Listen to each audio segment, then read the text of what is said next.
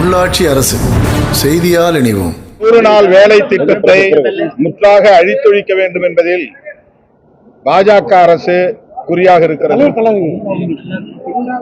தற்போது அத்திட்டத்தின் பெயரையே மாற்றி இருக்கிறது. மகாத்மா காந்தி தேசிய ஊரக வேலை உறுதி திட்டம். காந்தியின் பெயரை அந்த திட்டத்திற்கு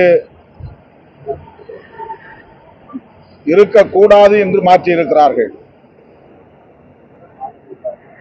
பாஜகவினரின்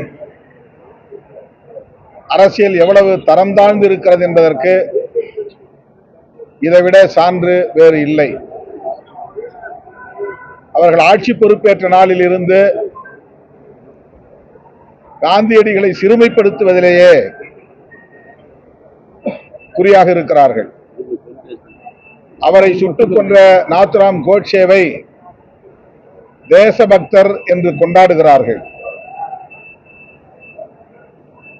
நாடு முழுவதும் அவருக்கு படம் திறந்து வைப்பதும் அவரை போற்றுவதும் போன்ற நடவடிக்கைகளில் சங்க பரிவாரங்கள் தொடர்ந்து ஈடுபட்டு வருகின்றன. இப்போது அந்த திட்டத்திற்கு ஜி ராம்ஜி என்று புதிய பெயரை சூட்டியிருக்கிறார்கள். ஹே ராம் என்று சொன்ன காந்தியின் பெயரை நீக்கிவிட்டு ஜி ராம் என்று பெயர் சூட்டியிருக்கிறார்கள். காந்தியடிகளின் மீது அவர்கள் எவ்வளவு வெறுப்பை உமிழ்கிறார்கள் என்று இதிலிருந்து அறிய முடிகிறது. 100 நாள் வேலை திட்டத்திற்கு ஆண்டுதோறும் ஒதுக்கி வந்த நிதியை படிப்படியாக குறைத்து வருகிறார்கள். இந்தியாவில் எந்த மாநிலத்திலும் எவருக்கும் 100 நாள் வேலை முழுமையாக இதுவரையில் வழங்கவில்லை.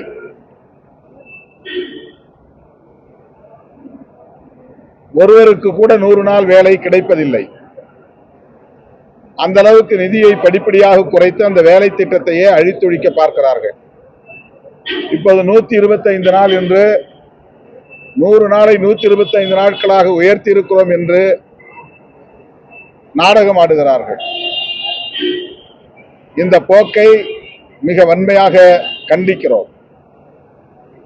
அத்துடன் திமுக தலைமையிலான மதசார்பற்ற முற்போக்கு கூட்டணியின் சார்பில் தமிழ்நாடு முழுவதும் 24ஆம் தேதி ஒன்றிய அளவில் ஒன்றிய வாரியாக கண்டன ஆர்ப்பாட்டங்கள் நடைபெற உள்ளன. ஏற்கனவே இடதுசாரி கட்சிகளும் விடுதலை சிறுத்தைகளும் இணைந்து 23ஆம் தேதி ஆர்ப்பாட்டங்கள் நடத்துவதாக அறிவித்திருந்தோம். தற்போது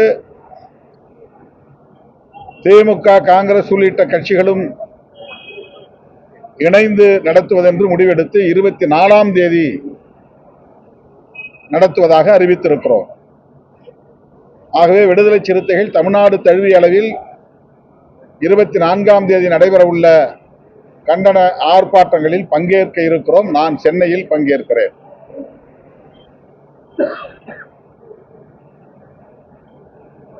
விரைவில் விடுதலை சிறுத்தைகள் கட்சியின் சார்பில் ஒரு தொகுதிக்கு ஒரு மாவட்ட செயலாளர் என்று தொகுதி மாவட்ட செயலாளர்களை அறிவிக்க இருக்கிறோம். 234 தொகுதிகளுக்கும் 234 தொகுதி மாவட்ட செயலாளர்களை அறிவிக்கிற ஒரு நிலைப்பாட்டை எடுத்திருக்கிறோம். அதனைத் தொடர்ந்து மாவட்ட நிர்வாகத்தின் முழு பொறுப்பாளர்களும் அறிவிக்கப்படுவார்கள். இந்த மாவட்ட நிர்வாக அறிவிப்புக்கு பின்னர் தான் தேர்தல் நடவடிக்கைகள் குறித்து நாங்கள் கலந்தாய்வு செய்வோம். அதன் பிறகு தேர்தல் அறிக்கை தயாரிப்பது உள்ளிட்ட செயல் திட்டங்கள் வரையறுக்கப்படும். முறையாக அது அறிவிக்கப்படும்.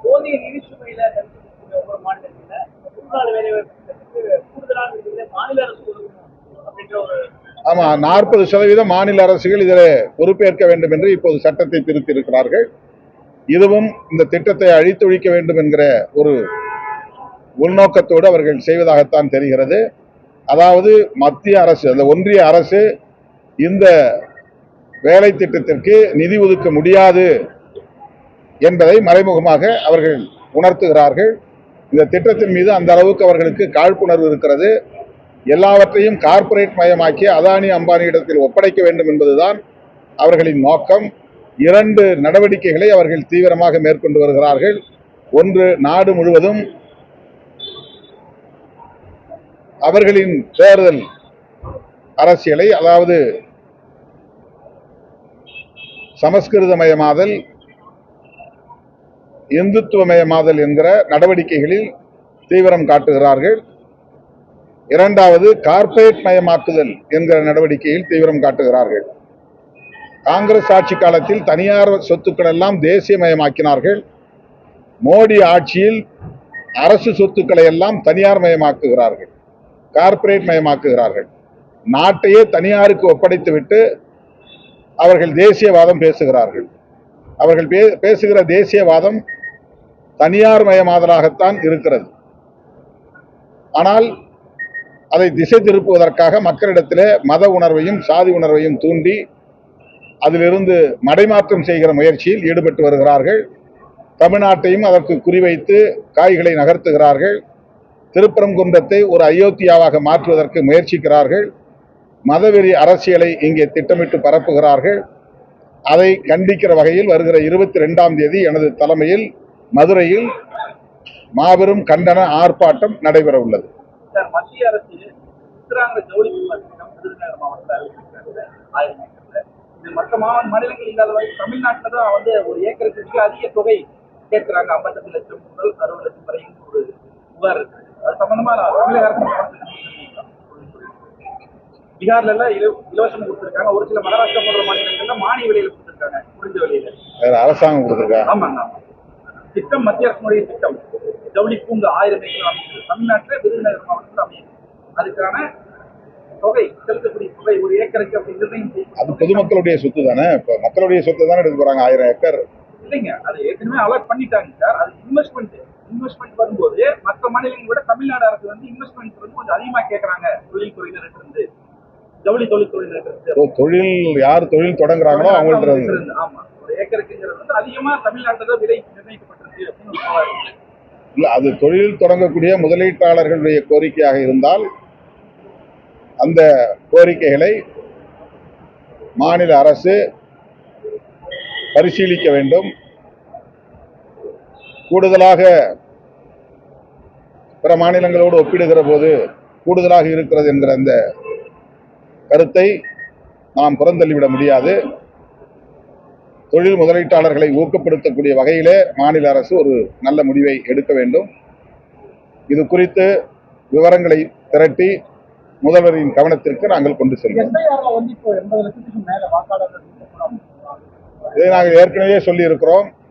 எஸ்ஐஆர் மூலம் அவர்கள் நீக்கப் போகிற வாக்காளர்கள் யாரும் அண்டை நாட்டில் இருந்து ஊடுருவியவர்கள் அல்ல.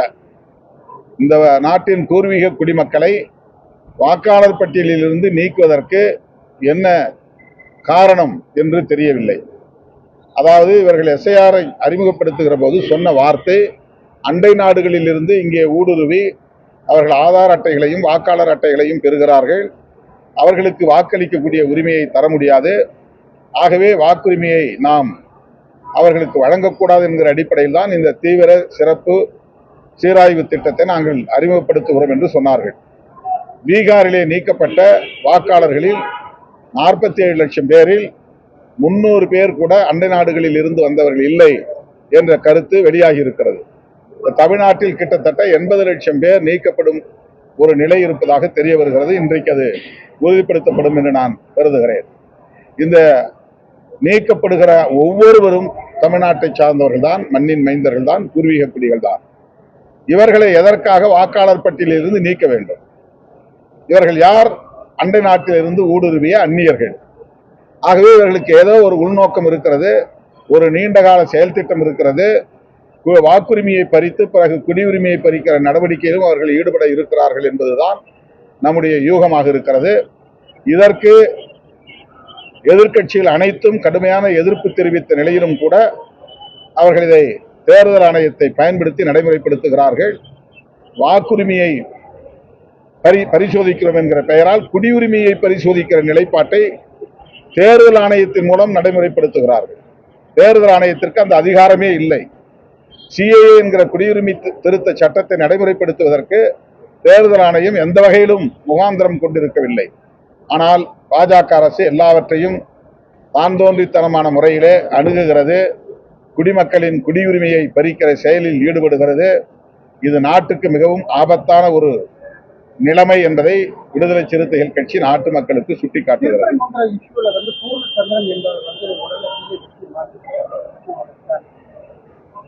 மிகவும் கவலை அளிக்கக்கூடிய ஒரு நிகழ்வு இது.